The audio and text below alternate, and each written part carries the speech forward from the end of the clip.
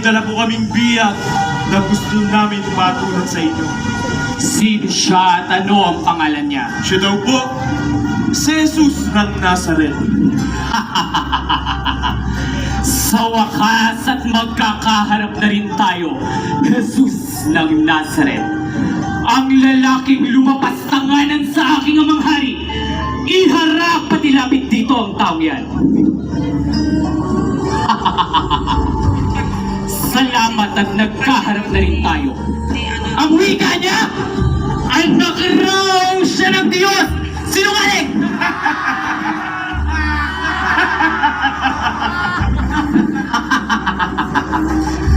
Kilala kita. Kilala. Anak ka ng isang karpinterong ipinanganak sa sabsabi ng mga hayop sa Jerusalem. At minsan, para na dumating sa aking pandinig na para mo nang tinawag na asong ulol ang aking ama.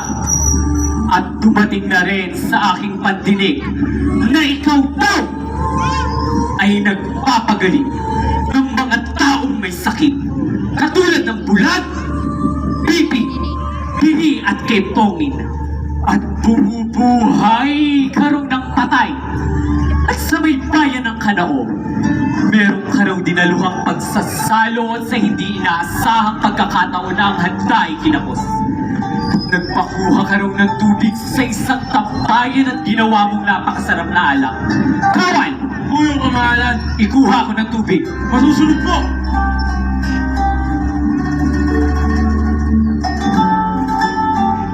Kamahalan, ito na po ang inyong tubig.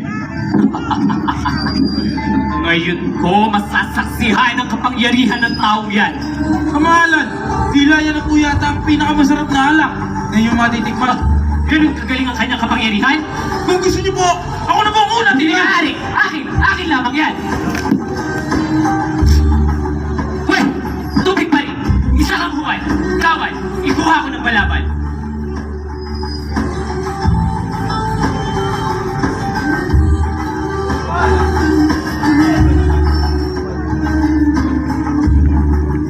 Basta ninyo ang palaban na ito.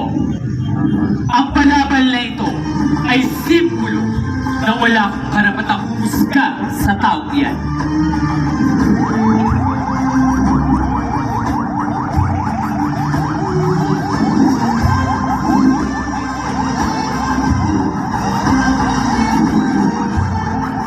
Kawan!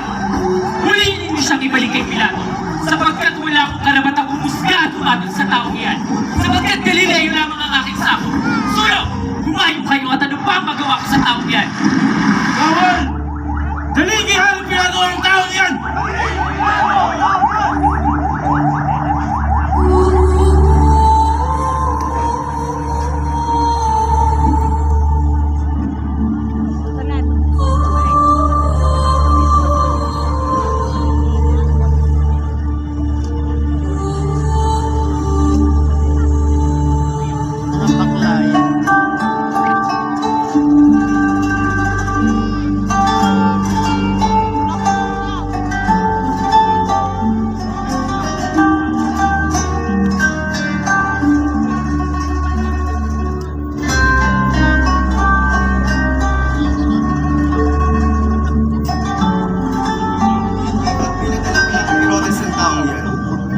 Bakit ibinalik siya dito? Dinala na po namin, ngunit pinabalik. Wala daw po siyang karapatan na tulad ng taong ito sapagkat Galileo lamang ang kanyang nasasakupan. O gayon, wala akong makita